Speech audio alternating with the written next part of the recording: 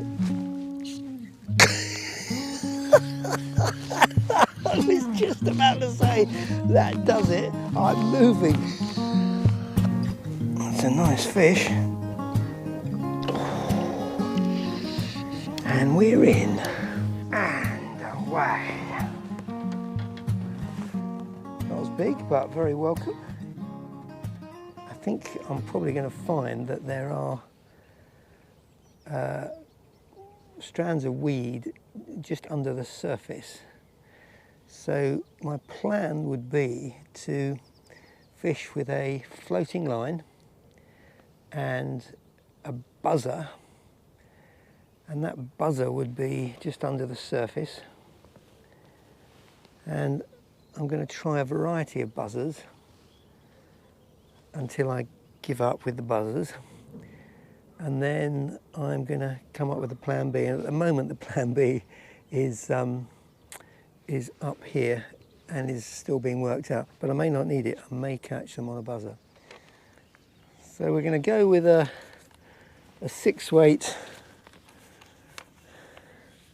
Grays 9'6", which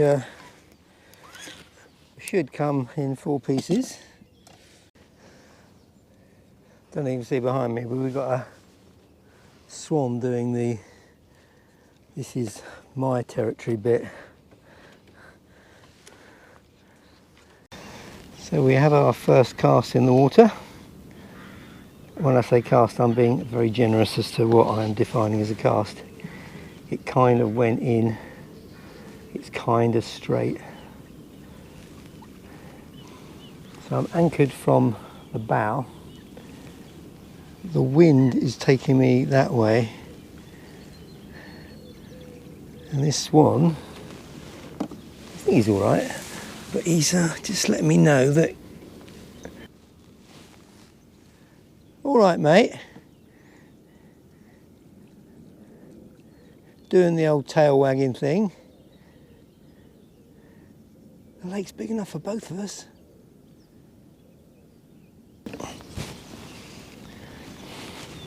Doing the big wing thing. I'm not impressed. As the saying goes, that don't impress me much. You know, I can't say what it is, but I've been here about 5-10 minutes and I just don't think I'm going to catch anything here. And I'm also mightily upsetting our friend here. I come in peace. Mind the line, you muppet! I did you a massive favour there, I hope you realise it. That's another reason why I need to move. You know, I'm no spring watch contributor, but that blooming swan deliberately did that. It's kind of like, this is my patch, mate. It's not as if he's guarding his, I was going to say his wife, the mother of his 3 cygnets, because she's way over there. He's just cruising around, showing a bit of muscle. Anyway, I'd like to tell you that I decided to move before I got intimidated by that swan. And also, look at this mess. And we're in. Now the question is, I'm always so impatient. I've hooked a fish and now I want to know, very unreasonably, so which of the 3 flies did it take? Did it take the big black buzzer on the end? Did it take the tiny little red one with a white tip? Or did it take the dial bark? My money would be on the black buzzer, personally. Get in there and don't fall over. Cometh the net, cometh the man. Right, let's just get it over with, mate. Just get it over with. There we go. Oh, nearly didn't get in there. Right. Troutus maximus. That's a clunker.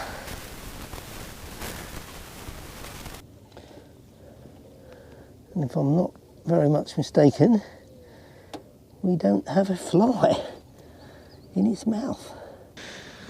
Right, let's have a refreshing drink of cool, clear water.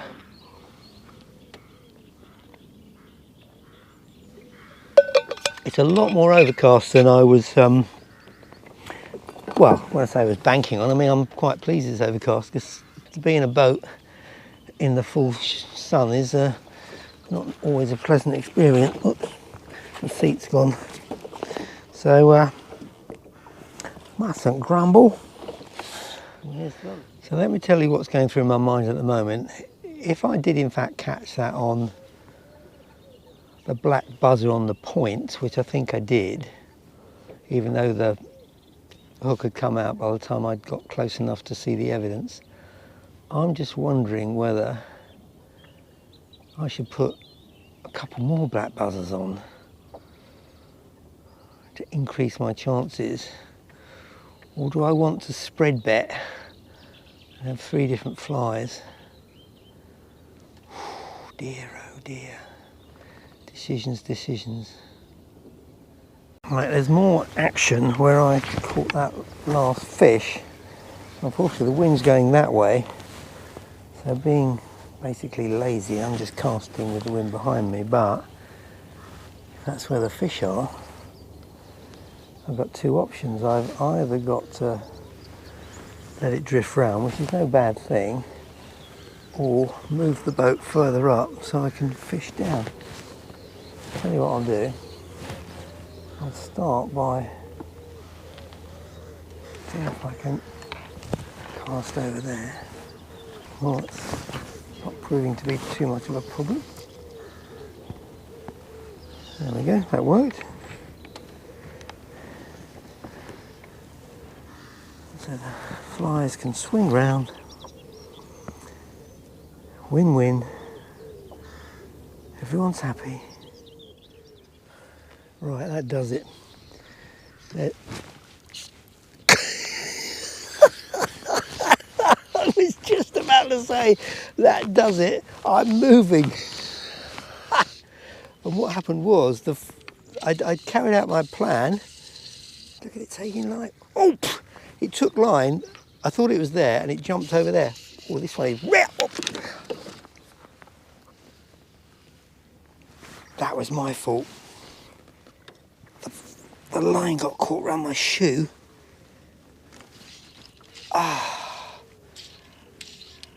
And it wouldn't let any line out. And I think it snapped me. All the hooks pulled out. It snapped me. I've never had that happen before. It was that one was really racing. Okay, let's change the plan. Let's take these droppers off. Yes, they're not doing much. The shame, and on camera. I'm not even wearing Wellington boots, I'm wearing boat shoes. Yeah, you jump. I'll be back. Right. Let's get this. I'm going to take this off and put a straight through leader on.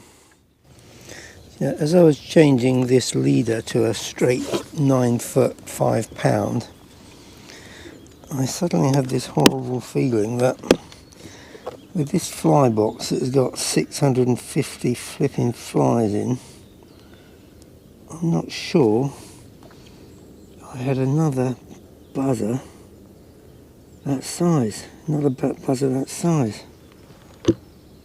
Well, that's one. That's got a bit of other stuff going on, hackles and stuff. Right, note to self: as soon as I get home, order some more flies. Yeah, I need more flies like a hole in the head, but I do actually need flies that are going to catch fish, and that black buzzer seems to be the one. So, right, so first cast with the new leader and the new fly. I thought to myself, oh, there's no need to grease the leader because I've already greased it. And then I thought, no, you muppet, that was the last one you just taken off. So I'm going to keep my feet, in fact I'm going to move everything within reason that I could possibly get caught on back in the boat. Everything. Right, watch where you put your feet. Freak accident. Right, well before I had the great trout shoe disaster, I was thinking of moving, and I've had a couple of casts and I've decided, guess what, I'm going to move. So there's an island which I'm just anchored off, and there's a sort of deep channel that runs down there. So I've got my buzzer and I'm casting quite near the bank, and I'm hoping it'll just drift down. And because the wind's blowing in that direction, it may well be that the fly will be blown into a trout's mouth.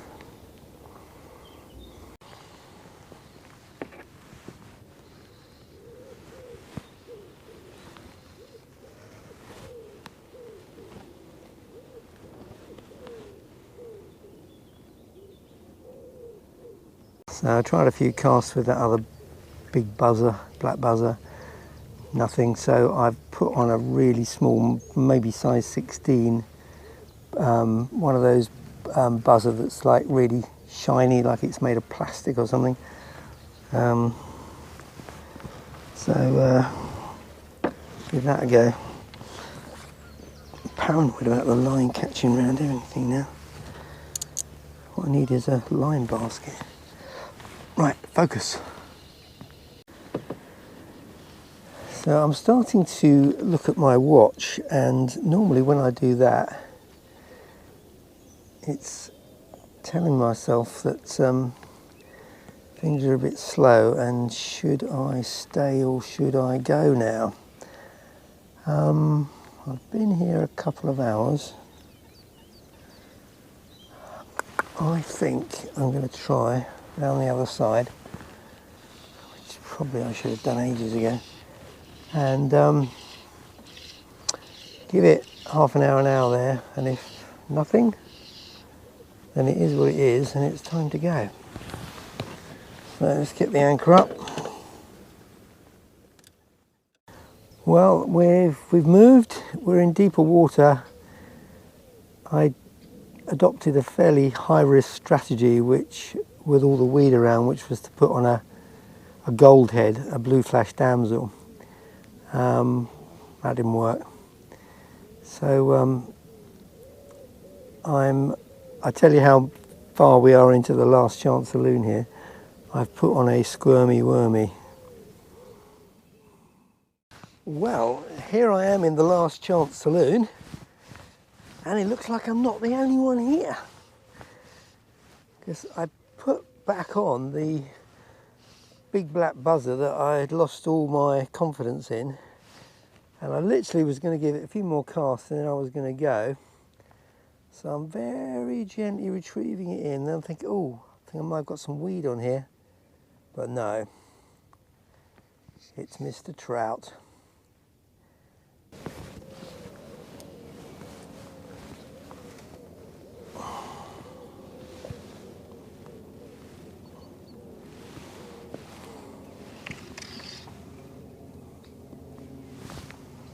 Bendy, bendy, roddy, roddy. I think I may have picked up some weed, although it is a big fish, to be fair. I don't feel as if I'm pushing my luck by getting the Ooh, that is a stonker bonker. Worthy of my massive buzzer. Right, I'm not going to take any chances here. It wants to go around the other side. Let it go around the other side. Can't see the net, I'm hoping. And away!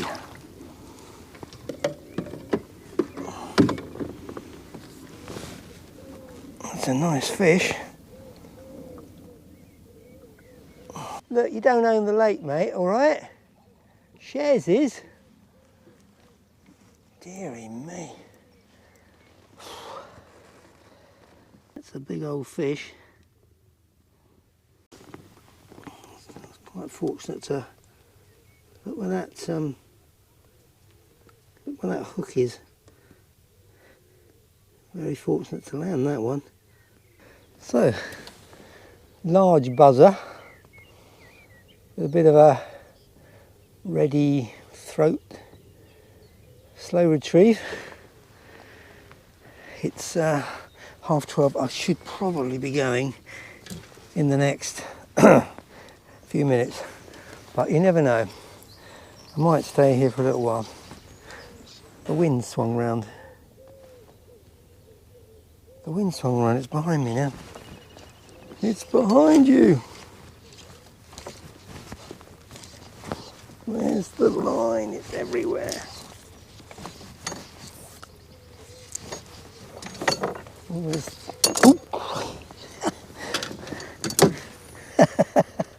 Oh, dearie me.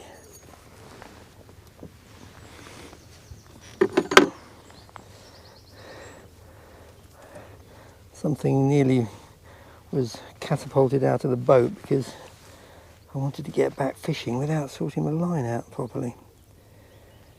Oh dear. How the heck did this happen? Absolutely rubbish.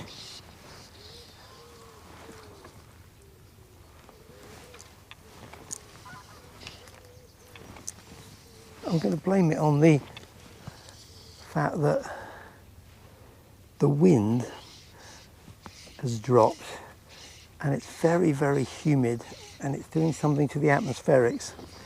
That's my excuse. I'm sticking to it. Right, I've got this in my back now, in my front. Never mind. At least I'm dry. See how we get on now. I think we've got the right method at the right time, because that was another stonking take, and I think that was like 2 casts later, and the first cast I realised that the fly had caught in the fly line, so that was a non-cast. So this is the first cast back in the water. So big buzzer, very slow retrieve. Now this fish has come very close to the boat very quickly. All right, and it's suddenly woken up, suddenly realised, hang on, crikey, that was a big jumpy jumper. You can kind of sense when they're about to jump because the angle of the line in the water changes, and also they start to go much faster. And what I'm doing at this point, which you can't see, is I'm checking that the line is nowhere near my feet. I'm just humming nonchalantly as though this doesn't concern me at all, but it does, because it's another big fish. So the last 2 I've caught, well, the only 2 I've caught this session have been 3.5 pounds. And this one feels like it might be in that sort of ballpark. There we go, Mr. Fish. Rest the net. I could have just grabbed in them, but I don't really want to do that. I'll wait till he comes up proper. There he goes. I think we might just have him this time. Oh, beautifully netted, Lynn, if I may say so. That was classic netting. Epic netting. Epic netting. Where I just flicked the line over the back to let the swan go by.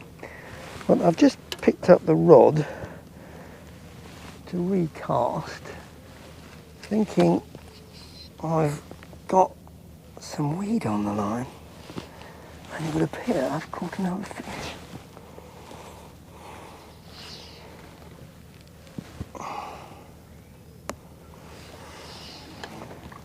It's almost too embarrassing to put this on film. It's so near the boat as well. I feel I need to release this one because I wasn't fishing for it. Whoa, steady Eddie. I think it must have heard what I said. It's waking up now. Mind the shoelaces, Len.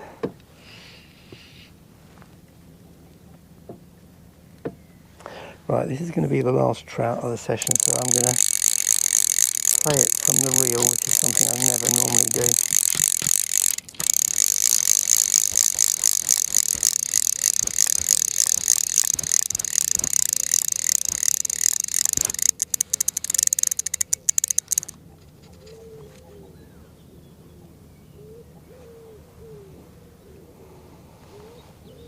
You're probably thinking I'm just attached to a tree or something, just out of shot, but no, there is a trout cruising around with its dorsal fin out of the water, and you heard that, I'm sure. It's popped its head up. Let's see if I can get it in the net. Oh, what a funny face I've got. Oh, I missed it.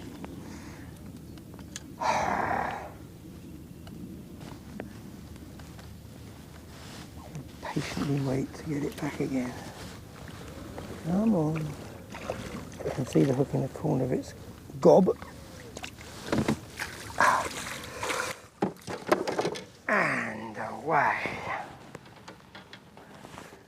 Not as big, but very welcome.